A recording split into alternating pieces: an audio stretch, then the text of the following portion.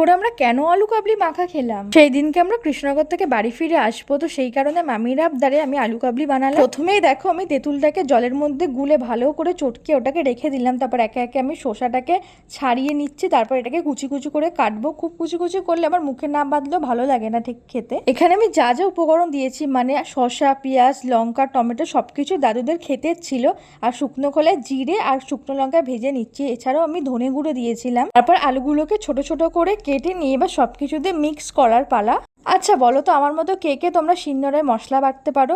পারলে অবশ্যই কমেন্টে জানিও। তারপর আমি বসে পড়লাম আলু কাবলিটাকে ভালো করে মাখানোর জন্য। ভয়েস ওভার দিতে কি এখনই আমার খেতে ইচ্ছা করছে, কারণ এত টেস্ট হয়েছিল আলু কাবলিটা। আর এটা খোলা আকাশের নিচে খেতে এত ভালো লাগে, মানে আমরা এটা মাখিয়ে বাগানে বসে বসে খেয়েছিলাম। তোমরা কে কে আমার মতো এরকম মাখা খেতে ভালোবাসো অবশ্যই কমেন্ট করো। আর আমি এটা ভাইকে টেস্ট করতে দিয়েছিলাম, ও খেয়ে বললো খুব ভালো হয়েছে।